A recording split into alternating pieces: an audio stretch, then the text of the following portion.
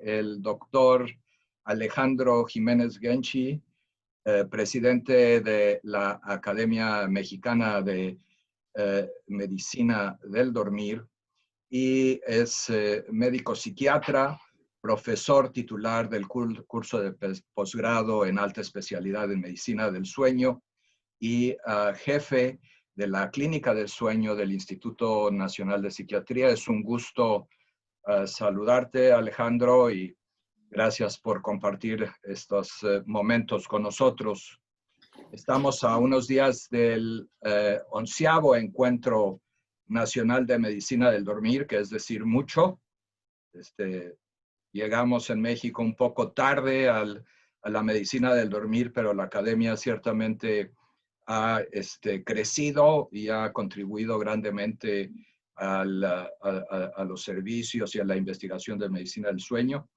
Y puntualmente, siendo el presidente de la academia, ¿cómo evalúas este periodo y cómo ha impactado este tiempo del coronavirus a las metas que te habías propuesto y qué viene el próximo año? Hola, León. Primero, agradecerte.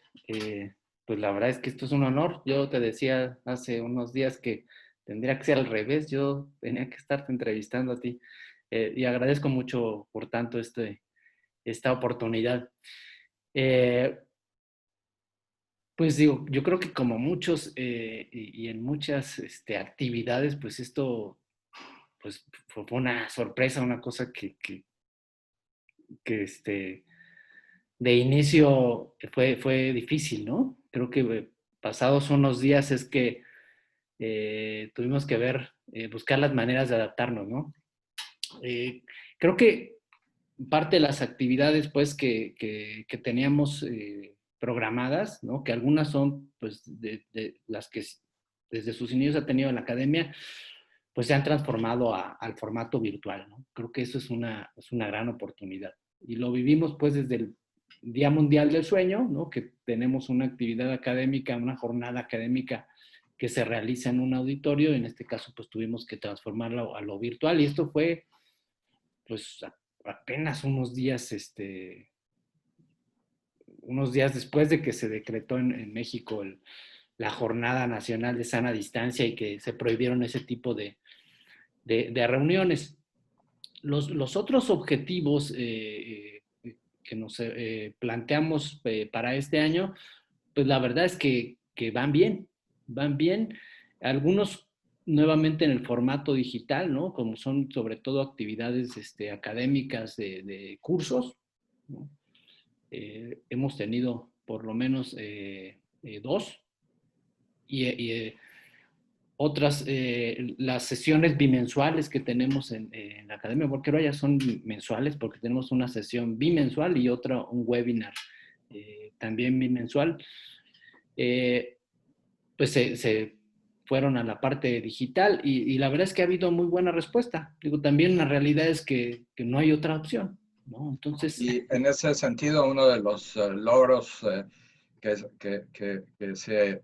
se muestran ya es el libro de insomnio crónico que recientemente ha sido publicado. En ella haces una reseña histórica del diagnóstico del insomnio crónico. Y en ese sentido, me gustaría preguntarte cómo evalúas el estatus actual del diagnóstico de insomnio. Como indicabas en el DSM-5, es una categorización genérica a la que se le da al diagnóstico de insomnio. ¿Y qué desventajas o qué ventajas le ves a esta manera de diagnosticar el insomnio? Ya, sí, pues justamente ese era otro de nuestros objetivos dentro del año y se cumplió, ¿no? Tenemos ya este libro de insomnio, que me parece que era algo necesario en nuestro país, en nuestro idioma. Y fíjate que, bueno, revisando esta parte de la historia del insomnio como entidad, como categoría, eh, eh, al final yo llegué a la conclusión de que quizá una vez que se identificó al insomnio pues sí, como un trastorno, fuimos demasiado rápido, ¿no? Y se quisieron encontrar rápidamente causas que al final, ¿no? Y al final estoy hablando de pues prácticamente la década pasada, pues no se sostuvieron, ¿no?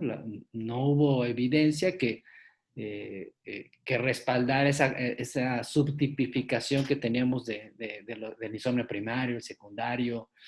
Entonces me parece que el regresar a una entidad genérica creo que es como partir de un poco de cero, ¿no? Ahí está el insomnio y en ese sentido me parece que hay muchas más ventajas que desventajas, ¿no? Porque teniendo esta categoría, como pasa con los trastornos psiquiátricos en general, pues es como el camino limpio y ahora sí vamos para buscar causas, ¿no? Y en términos de la población que ves en el Instituto Nacional de Psiquiatría, o obviamente en la Ciudad de México, tienes la oportunidad de atender un espectro amplio de morbilidad psiquiátrica. ¿Cuál es tu estimación de la prevalencia de las patologías del sueño entre las diferentes condiciones psiquiátricas mayores? ¿Y cuál es tu apreciación de ese insomnio diferente a los otros? Fíjate que esa es una pregunta importante. Yo creo que en el paciente con trastorno depresivo mayor y en el paciente con trastorno de ansiedad generalizada, y trastorno de pánico, la prevalencia del insomnio está incluso por arriba del 80%. Y la pregunta que como psiquiatra pues me ha hecho, ¿no? Y es de mis intereses, es si el insomnio de los pacientes con depresión es igual al insomnio que conocíamos antes como primario, ¿no? Ese trastorno sin comorbilidades. Creo que parece, pues, y esto por algunas cosas que hemos estado investigando, que sí hay como una parte donde convergen, ¿no? Donde podría haber elementos comunes, pero creo que hay otra, ¿no? Por eso es muy empírico, lo estoy diciendo casi prácticamente sin sustento, en el que el insomnio del paciente con trastorno psiquiátrico podría ser distinto. ¿De qué manera? ¿Qué hints clínicos tienes? Y obviamente con la experiencia a través de los años es muy importante ese comentario, ¿no? Fíjate que justo lo que hemos visto, ¿no? Y este fue un trabajo reciente que estamos tratando de publicar, de esta parte conductual del insomnio, donde evaluamos la práctica de higiene de sueño, ¿no? A mí la higiene de sueño, como psiquiatra, es algo que me interesa porque es muy popular, ¿no? O sea, todo el mundo, sobre todo entre los clínicos, entre los psiquiatras, no se diga, conocemos la higiene de sueño, pensamos que es eficaz, pero hay evidencias de que, de que la higiene de sueños como monoterapia, pues da muy poco, ¿no? Prácticamente no se recomienda como monoterapia. Y además está pues esto que nos dicen muchos los que duermen bien, ¿no? Bueno, pues yo tengo una práctica nada saludable de la higiene de sueño y duermo bien. Entonces es algo que me ha generado interés. Entonces luego estuvimos comparando entre pacientes con insomnio sin comorbilidad, insomnio con depresión y buenos durmientes. Y lo que observamos es que el elemento que más contribuye a la calidad del sueño y a los síntomas de insomnio es esos comportamientos relacionados con el alertamiento, ¿no? Con el arousal, en inglés. Como ¿qué es esto de investigar la hora, de estar pensando cosas en la noche? Pero ocurre más en el insomnio que antes llamábamos primario, y en el paciente con depresión no. Es mucho menos la contribución que tiene. Entonces, es por eso que al menos desde ese punto de vista, me atrevo a pensar que podría haber diferencias, ¿no? Y por el otro son los resultados de algunos estudios donde el tratamiento cognitivo-conductual puede mejorar el insomnio en los pacientes con depresión e incluso algunos síntomas depresivos, ¿no? Entonces, creo que, que sí podría haber elementos que nos hagan pensar que el insomnio del paciente con depresión podría tener sus particularidades. Oye, y esta pregunta también, obviamente empírica, no conozco estudios muy sistemáticos al respecto, pero tienes ahí la población. Y de hecho, años atrás publicaste un estudio con mirtazapina, que es un medicamento antidepresivo, pero que se usa también con propiedades hipnóticas. En algún momento incluso se consideró usar investigar las dosis pequeñas de mirtazapina como un hipnótico. Nunca prosperó esa iniciativa, pero se sabe y se usa a cierto grado. Pero cuando tratas a un paciente deprimido, Alejandro, y no le das un hipnótico per se, sino le das un antidepresivo, ¿qué es lo que has notado primero? ¿A qué responde el paciente primero? ¿Responde su estado de ánimo, su estado depresivo? ¿O responde primero la parte de sueño? ¿Cuál es la secuencia? Y hay algunos criterios que te permiten saber cuál es el grado de respuesta al antidepresivo inicialmente, dependiendo de lo que está pasando con el paciente. Fíjate que yo creo que el paciente con depresión e insomnio, ¿no? Que recibe tratamiento antidepresivo y que generalmente iniciamos con inhibidores selectivos de recaptura de serotonina, no ven muchos beneficios en su sueño, ¿no? Ni al inicio, ¿no? Bueno, quizá, pero muy pobres, ¿no? Digamos, ni al mes de tratamiento. Eh, Creo que el paciente a menos que utilicemos este tipo de antidepresivos como la mirtazapina o la trazodona, o quizá alguno de estos tricíclicos que ya cada vez se utilizan menos, ¿no? Eh, y creo yo, de hecho, pues el tratamiento del paciente con depresión, si hay insomnio, ¿no? Comórbido, creo que debe incluir, debe ser parte, pues, del blanco de tratamiento, ¿no? El mejorar su dormir. Y ahí es y por eso que me interesa esta parte de las intervenciones conductuales, ¿no? Creo yo que precisamente pues la terapia cognitivo-conductual para insomnio en el paciente con depresión tiene un lugar, ¿no? Y quizá no ¿Y, debiéramos demorarnos mucho en proporcionársela. y qué porcentaje de pacientes, por ejemplo, en el instituto tienen acceso a esa terapia? Pocos, digo, en el instituto tenemos, sí la tenemos disponible, ¿no? Y es en general en grupo, pero sabemos pues que en México es una de las, pues, creo que como en muchos lugares, pues el acceso fuera de las instituciones, ¿no? Es muy, ¿Y muy se te escaso. ocurren algunos otros fenotipos en el caso del insomnio que no han sido debidamente explorados? Obviamente, eh, esta cuestión del diagnóstico generalizado del insomnio da lugar a un nuevo principio, pero el desafío es tener fenotipos que tengan poderes predictivos, ¿no? O sea, claramente indicas el paciente deprimido con insomnio. Ese es un fenotipo, pues, obvio, que lo hemos tenido ahí, que si es una categoría general o no, es parte de la neurobiología de la depresión. ¿Hay algún otro fenotipo que se te ocurra sea importante que no ha sido explorado? Y es realmente una pregunta buscapiés, obviamente no tenemos una respuesta correcta, pero estoy pensando en la visión que tienes desde el punto de vista de tantos años en la clínica. Mira, a mí un fenotipo que me parece que sí, que sí tiene como sí está generando este respaldo como para sostenerlo en un futuro como un subtipo, es el insomnio con duración, con esta categorización o clasificación en insomnio con duración corta de sueño o con duración normal de sueño.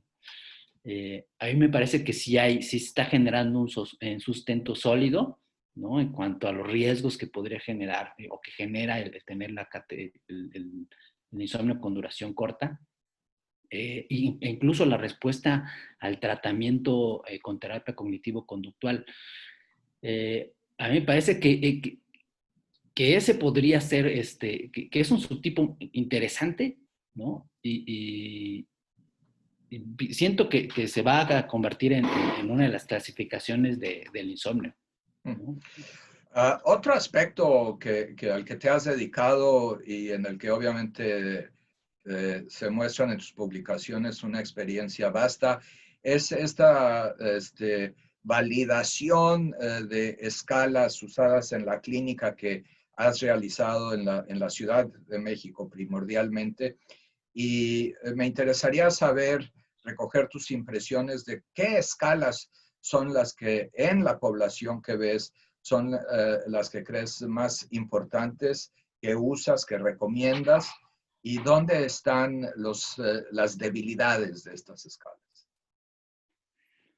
Y mira, por ejemplo, en el paciente con trastorno del sueño en general, hay un instrumento que hemos estado utilizando prácticamente de manera sistemática en la clínica, que es más bien un cuestionario de tamizaje, que es el cuestionario holandés de trastornos de sueño.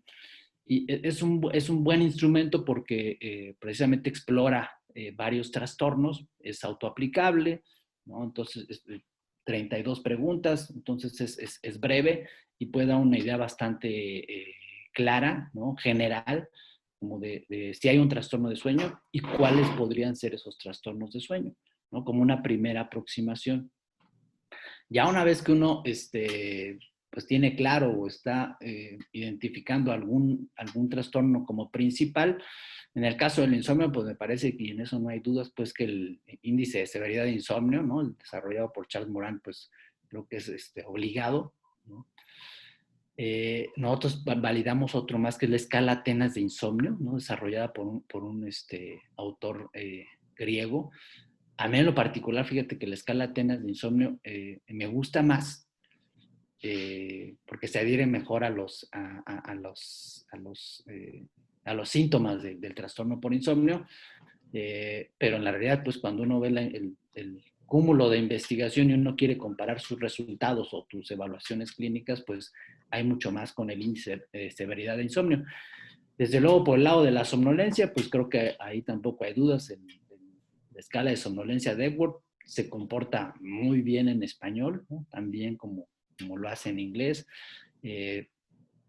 Las que se utilizan para apnea de sueño también las hemos utilizado y estudiado, como el cuestionario Berlín. Otro más que a mí la gente del INER me enseñó y que también me parece que puede complementar la evaluación es el Sleep Apnea Clinical Score. Ese me parece también un muy buen instrumento, pero están también estos otros que te comportan bien en español, como el Stop Bank. Finalmente, el rol de la polisomnografía es algo que pues requiere cierta inversión, requiere capital humano, requiere mucho tiempo. Los seguros en muchos lugares, principalmente en Estados Unidos, han cambiado la cobertura, pero en el mundo no existe una habilidad de estudiar a todo mundo polisomnográficamente y también tiene sus bemoles, pero en esta discusión con el insomnio, Alejandro, ¿cuál debe ser el rol de la polisomnografía? Pues mira, yo creo que con lo que sabemos hasta el momento, el diagnóstico es clínico, ¿no? Y a menos que uno sospeche aquellas indicaciones claras de polisomnografía, trastornos respiratorios, básicamente, pues no habría necesidad, una indicación real de hacerlo. Pero con esta propuesta del insomnio con duración corta o normal de sueño, que parte de la controversia o de lo que hay que investigar es si esa duración corta o normal tiene que ser o subjetiva u objetiva, ¿no? Porque si tiene que ser objetiva, necesitamos polisomnografía, ¿no? Ya sea estándar o alguna portátil, ¿no? Creo yo que el desarrollo tecnológico nos va a poder llevar en un momento, y a lo mejor no muy lejos, a poder tener estudios portátiles que por lo menos nos evalúen la duración de sueño, ¿no? De hecho, algunos ya dan estimaciones de ese tipo, ¿no? De los portátiles. Entonces, no me extrañaría, y sobre todo si este fenotipo se solidifica en que podamos estar solicitando o requiriendo este tipo de estudios de sueño en el paciente con insomnio, ¿no? Que anteriormente lo pensamos como no es necesario. Pero bueno, habrá que... ¿En qué porcentaje de los pacientes que ves acabas haciendo polisomnografía? De los pacientes en De general, los pacientes con morbilidad psiquiátrica. en realidad yo creo que debe ser como la tercera parte. Vale. Y, ¿Y cambia el manejo? O sea, ¿les cambias el futuro? Por ejemplo, pacientes con apnea de sueño, en los que los diagnosticas, ¿encuentras complejidades en el manejo del paciente con morbilidad psiquiátrica que no encuentras en otras poblaciones?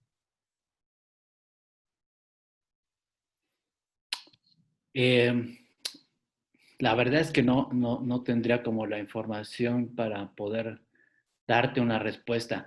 Algo que por un lado sesga mi experiencia es que en el instituto una gran parte de la población es femenina, son mujeres. Y se adhieren bastante bien al tratamiento, ¿no? Siendo pacientes con, por ejemplo, trastornos del estado de ánimo y aparte, pues, esta comorbilidad con apnea de sueño. Entonces, digamos, les va bien en ese sentido. Me costaría trabajo, pues, poder plantear ahorita alguna característica singular en estos pacientes, ¿eh? Eso es sumamente interesante, el que se atiende más, que se atienden más las mujeres, y obviamente no hay una sorpresa muy grande de que sean más adherentes al tratamiento, obviamente, ¿no? ¿Algún otro comentario que se te ocurre sea relevante en este momento de la medicina del sueño? ¿Cómo, qué le dirías a los estudiantes de medicina que entran a especialidades con un ojo quizás en hacer una subespecialidad en medicina del sueño? Las cosas están cambiando, ya lo indicabas, va a haber muchos estudios ambulatorios, hay muchos intereses de otras especialidades en manejar problemas de sueño, y pues la prevalencia es tan alta que es un desafío diario, ¿no? ¿Quién maneja a estos pacientes? ¿Qué ves tú en el futuro de las nuevas generaciones que consideran y que estarán atendiendo el Encuentro Nacional de Medicina del Dormir? ¿Qué es qué es la promesa de la medicina del sueño para el estudiante de medicina, para el residente? Yo creo que eso es un área que, digo, y a mí me ha tocado vivirlo, ¿no? En estos, pues ya como 20 años de estar en el área, es que hay un crecimiento rápido, muy estimulante, ¿no? En tanto a lo que uno puede aprender como en la práctica, por lo que me parece que sí es una oportunidad muy buena en la que uno puede hacer carrera, ¿no? Es un área que va a crecer todavía más, que con el desarrollo tecnológico pues ha ido extendiendo y la investigación científica ha ido extendiendo sus alcances a otras especialidades, ¿no? Y como bien dices, está, por ejemplo, el cardiólogo que ya identifica alteraciones en el sueño de su paciente o que no está respondiendo bien a algún tratamiento y quizás porque algo está ocurriendo en su sueño. Y no siendo el mejor para atender ese aspecto, pues lo va a canalizar con el especialista en medicina del sueño. Lo mismo ocurre con el psiquiatra que tiene un paciente con insomnio que no está respondiendo adecuadamente y que quizá necesita una evaluación más especializada, pues lo va a enviar con el especialista en medicina del sueño. La verdad, y honestamente, porque así lo he vivido, sí es un área que está creciendo y que va a crecer mucho más, ¿no? Y lo hemos visto también reflejado en el encuentro, el interés y el número de asistentes, si lo queremos medir así fríamente, ha ido creciendo año con año. Entonces, es un área además muy noble, y con colegas muy, muy entusiastas, ¿no? Entonces, de verdad que bienvenidos. Y todos dormimos, ¿no? Entonces, Muy bien. Alejandro, muchísimas gracias por prestarte a la entrevista. Nuevamente te agradezco y todo lo mejor. Mucho éxito para el encuentro y espero que nos veamos en persona próximamente. sí, no, al contrario, muchas gracias, León, y pues nos vemos en unos días. Chao, que estés bien.